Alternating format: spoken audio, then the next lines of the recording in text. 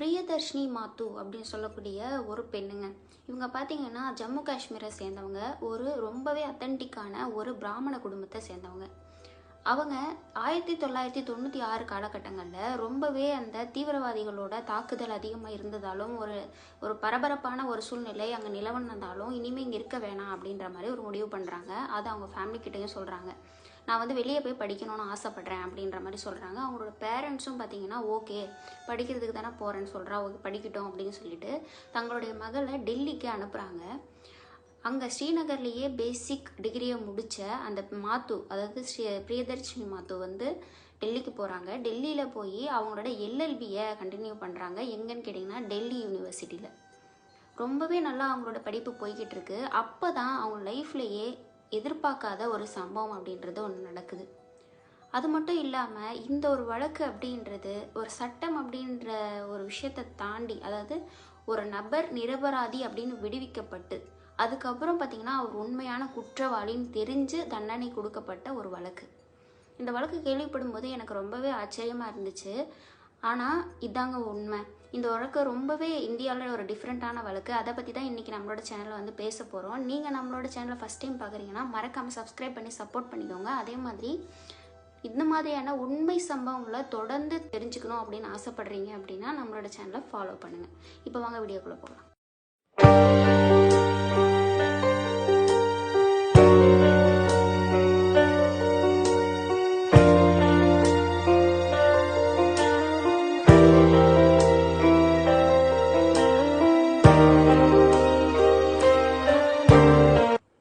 பிரியதர்ஷினி மாத்து பார்த்தீங்கன்னா ரொம்பவே ஒரு டேலண்டடான ஒரு பொண்ணுங்க. ரொம்ப மெச்சூரிட்டி, ரொம்ப நாலேஜபிள். அதே மாதிரி 25 வயசுலேயே பார்த்தீங்கன்னா அவங்க நம்ம எப்படியாச்சும் நல்ல ஒரு டிகிரி முடித்து நிறைய மக்களுக்கு நம்ம சட்ட ரீதியாக உதவி பண்ணணும் அப்படி மாதிரியான எண்ணங்கள் கொண்டவங்க.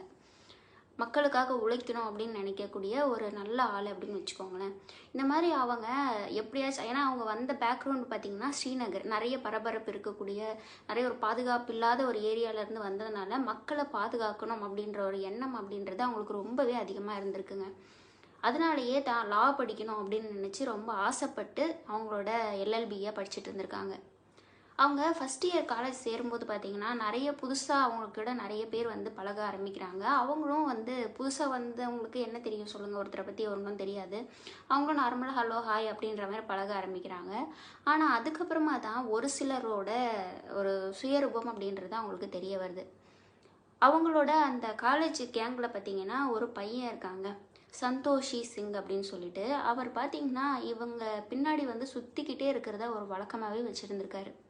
இவங்கக்கிட்ட பல டைம் பேசுகிறதுக்கு முயற்சி பண்ணுறது, அவங்க நெருங்கிறதுக்கு முயற்சி பண்ணுறது, அவங்கக்கிட்ட ரொம்ப இன்டீசெண்டாக பிஹேவ் பண்ணுறது, இந்த மாதிரியான விஷயங்களை பண்ணிகிட்டு இருந்திருக்காரு.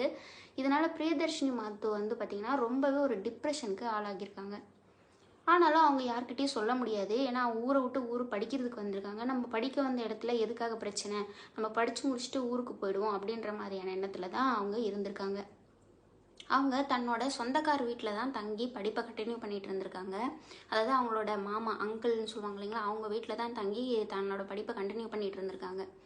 அதனால் அவங்க நம்மளால் எதுக்கு மற்றவங்களுக்கும் பிரச்சனை, நம்ம யாருக்கும் சொல்ல வேணாம், நம்ம இதை அப்படியே விட்டுடலாம் அப்படின்னு சொல்லிட்டு அவங்களும் ஃபஸ்ட் இயர் செகண்ட் இயர்னு சொல்லிட்டு பல்ல கடிச்சிக்கிட்டு அவன் பண்ணுற எல்லா விஷயத்தையுமே பொறுத்துட்டே இருந்திருக்காங்க. கொஞ்ச நாளுக்கு அப்புறம் பார்த்தீங்கன்னா அவர் பின்னாடியே சுற்ற ஆரம்பிக்கிறது. அதாவது யாரும் பார்க்காத டைமில் பின்னாடி வர்றது, திடீர்னு பயம்புறுத்துறது, இந்த மாதிரியான ரொம்ப ஒரு சைக்கோத்தனமான பிஹேவியரும் அந்த பையன்கிட்ட இருந்திருக்குங்க. இருந்தாலும் பிரியதர்ஷினி ஓகேன்னு கொஞ்ச நாள் பொறுத்திருக்காங்க. அவங்க தேர்ட் இயர் போகும்போது பார்த்தீங்கன்னா இந்த தொல்லை அப்படின்றது ரொம்பவே எக்ஸ்ட்ரீம் லெவலில் போயிடுது. இதுக்கு மேலே நம்மளால் பொறுக்க முடியாது அப்படின்னு சொல்லிட்டு அவங்க என்ன பண்ணுறாங்க அப்படின்னு கேட்டிங்கன்னா காவல் நிலையத்தில் கம்ப்ளைண்ட்டை கொடுக்குறாங்கங்க. கம்ப்ளைண்ட் கொடுத்த உடனே போலீஸ் என்ன பண்ணுறாங்க அப்படின்னு கேட்டிங்கன்னா அவன் தான் பிடிச்சிட்டு வராங்க. பிடிச்சிட்டு வந்துட்டு பார்த்தீங்கன்னா அடுத்த நாளே மறுபடியும் அந்த பையன் நிற்கிறாங்க. இவங்களுக்கு பயங்கரமான ஷாக்கு. என்ன நம்ம கம்ப்ளைண்ட் கொடுத்தோமே, எந்த ஒரு நடவடிக்கையும் எடுக்கலையா அப்படின்றது பிரியதர்ஷினிக்கு ஒரு மிகப்பெரிய ஒரு கேள்விக்குறியாக இருந்துட்டு இருக்குது. என்னாச்சு ஏதாச்சு அப்படின்னு சொல்லிட்டு பிரியதர்ஷினிக்கு ஒன்றுமே புரியலை. அதுக்கப்புறமா தான் அவங்களுக்கு ஒரு மிகப்பெரிய ஒரு அதிர்ச்சியான விஷயம் அப்படின்றது தெரிய வருதுங்க. அந்த சந்தோஷி சிங் அப்படின்ற அந்த பையன் பார்த்தீங்கன்னா ஒரு ஐபிஎஸ் அதிகாரியோட பையங்க. அதுவும் கரண்ட் போஸ்டிங்கில் இருக்கக்கூடிய ஒரு ஐபிஎஸ் அதிகாரியோட பையன். அதனால் அவங்க கொடுத்த கம்ப்ளைண்ட் அப்படின்றது அங்கே செல்லுபடி ஆகலை அப்படின்றது அவங்களுக்கு அதுக்கப்புறமா தான் புரியுது. இருந்தாலும் அவங்க வந்து முயற்சியை கைவிடலைங்க. வேறு இடத்துல மறுபடியும் எஃப்ஐஆரை பதிவு பண்ணிக்கிட்டே இருக்காங்க. இருந்தாலும் இந்த தொல்லை அப்படின்றது ஓயவே இல்லைங்க. 3rd இயர் எண்டிங்கில் பார்த்தீங்கன்னா இந்த பிரச்சனை ரொம்பவே அதிகமாகிடுது. இதுக்கப்புறம் வந்து சும்மா விடக்கூடாது அப்படின்னு சொல்லிட்டு மேலதிகாரிங்க முதற்கொண்டு இவங்க கம்ப்ளைண்ட் கொடுக்குறாங்க. அவங்க பேரண்ட்ஸும் சப்போர்ட் பண்ணுறாங்க. இந்த மாதிரி போயிட்டுருக்க டைமில் ஒரு நாள் நைட்டு பார்த்தீங்கன்னா, அதாவது அவங்க தனியாக இருக்காங்க. யாருன்னு கேட்டிங்கன்னா பிரியதர்ஷினி மாத்து வந்து அவங்களோட அங்கிள் வீட்டில் தனியாக இருந்துகிட்டு இருந்திருக்காங்க. ஒரு மாடி வீட்டில், ஒரு டெல்லியில் ஒரு பரபரப்பான இடம் தான், நல்ல மக்கள் போக்குவரத்து அதிகமாக இருக்கக்கூடிய இடம் தான். இருந்தாலும் அந்த டைமில் வந்து யாரோ காலிங் பெல் அடிக்கிறாங்க. காலிங் பெல்லை திறந்து போய் பார்த்தவங்களுக்கு ஒரு மிகப்பெரிய ஷாக்கு.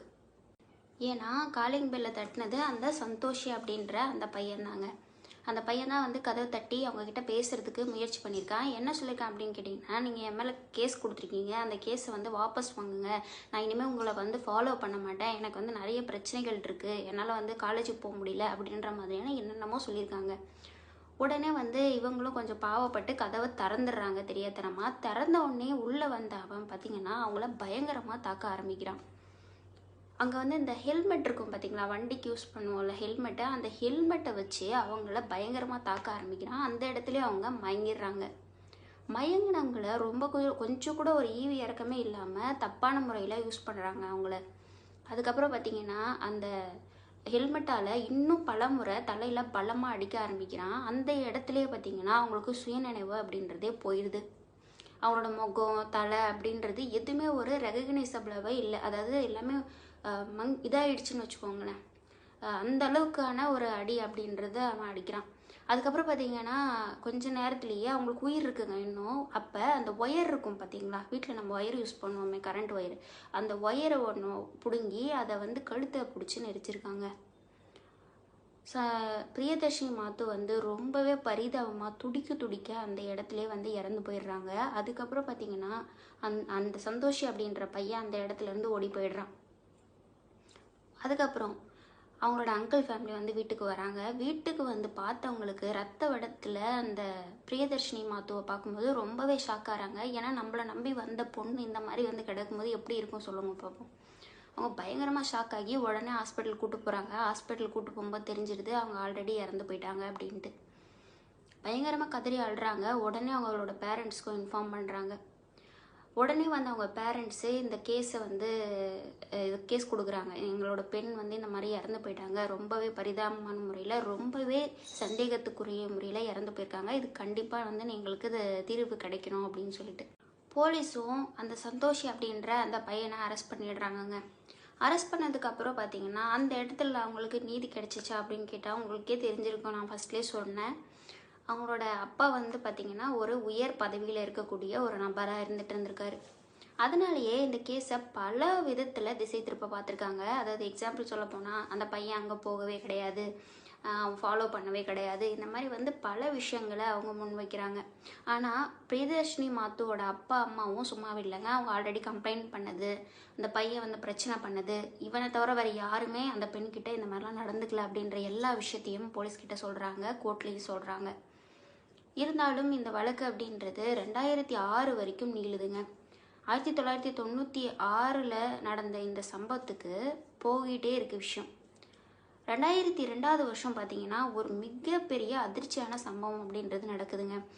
இந்தியாவிலேயே வந்து இந்த மக்கள் வந்து கொந்தளிக்க ஆரம்பிக்கிறாங்க. ஏன்னு கேட்டிங்கன்னா அந்த நபர் போதுமான எவிடன்ஸ் இல்லை அப்படின்னு சொல்லிட்டு கோர்ட்டு விடுதலை பண்ணிடுறாங்க. என்ன சொல்கிறாங்க அப்படின்னு கேட்டிங்கன்னா கோர்ட்டு, நீங்கள் குற்றவாளி அப்படின்றதுக்கான எந்த ஒரு இதுவும் கிடையாது, ஒரு சாட்சியம் கிடையாது, ஆதாரம் கிடையாது, ஒரு சாலிடான எவிடன்ஸ் இல்லை அப்படின்னு சொல்லிட்டு ரிலீஸ் பண்ணிடுறாங்க.